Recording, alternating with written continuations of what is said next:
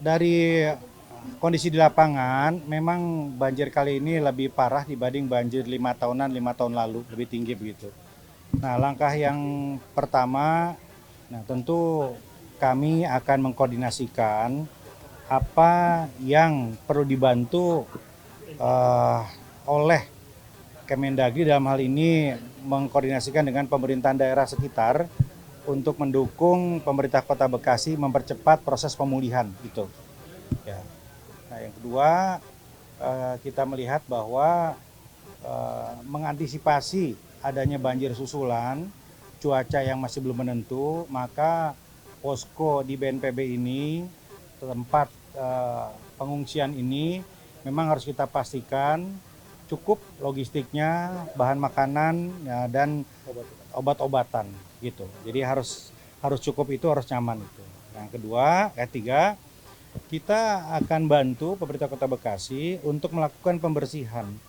Jadi kami keliling melihat masih banyak rongsokan sampah yang menumpuk ya, ada tempat tidur, lemari dan lain-lain. Warga itu nggak mampu. Dan pemerintah Kota Bekasi juga kapasitasnya harus dibantu. Ya, kami paling tidak sudah mengupayakan, tadi saya telepon langsung Mas Pramono Anung, Gubernur Jakarta, yang akan mengirim truk sampah bala bantuan begitu ya, termasuk tenaganya. Tenaga yang bersih-bersih itu akan kita bantu juga. Yang berikutnya juga diperlukan alat berat ya untuk melakukan pembersihan. Nanti alat berat juga akan kami kirim ke sini dari pemerintah sekitar ya. Yang utamanya yang langsung bersedia adalah pemerintah Provinsi Jakarta gitu. Namun kita pastikan juga tentunya akses ke sini ini bisa dilalui. Nah, karena itu tadi saya minta Pak Wali Kota, Pak Dirjen Abil di sini dari Kemendagri mengkomunikasikan ini dengan teman-teman kepolisian, teman-teman TNI untuk mengatur lalu lintas, jangan sampai tersendat. Bala bantuan ke sini jangan sampai tersendat, ya harus lancar. Nah, paling tidak itu bisa dilakukan malam nanti atau pagi-pagi akan dikirim ya.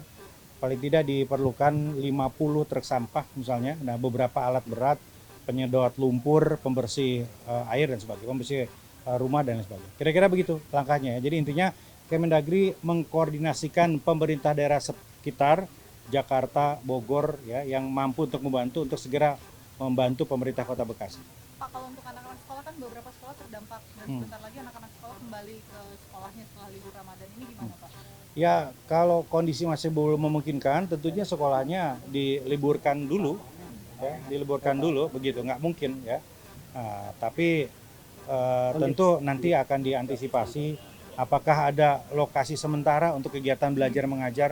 Nanti Pak Wali tentu yang memutuskan, dan apabila Kemendagri perlu memfasilitasi dengan kementerian, nah, kita akan fasilitasi itu. Dana recovery-nya kemudian kerugian material yang dialami baik dari Jakarta dan juga wilayah Jabodetabek lah Pak, untuk kasus banjir ini. Ya, ini belum datanya kan nanti sedang dikonsolidasikan dulu oleh pemerintah kota, ya, baru kemudian dilaporkan dan kebutuhan seperti apa. Tetapi untuk sementara ini kami melihat sudah masuk donasi ya, donatur ya, berupa natura, barang-barang dan lain-lain. Ya tentu kami akan meminta pemerintah Kota Bekasi dan BNPB mengkoordinasikan ini untuk memastikan penyaluran bantuan-bantuan itu. Perkiraan recovery sampai kapan sih Pak, operasi recovery-nya ini setelah peristiwa banjir? Ya kalau ya kalau seperti ini 1 atau 2 minggu begitu ya, dengan catatan tidak ada lagi banjir dengan skala seperti kemarin. Pak, ini kan bisa dipastikan ke depan juga diprediksi akan menjadi curah hujan yang tinggi di wilayah Bogor gitu Pak. Nah ini kan banjir di sini kemarin disebutkan 90% itu dari kiriman bukan dari hujan gitu Pak.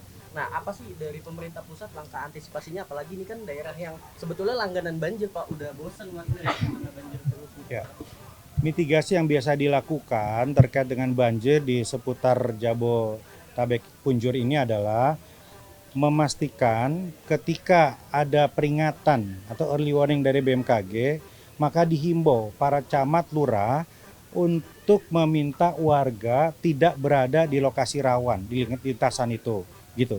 Apalagi di daerah-daerah yang memang langganan banjir, bisa di lintasan sungai, di pemukiman, itu langkah pertama. Langkah kedua, ya tentu kita melakukan semaksimal mungkin upaya-upaya normalisasi ya saluran, pengairan dan sebagainya begitu.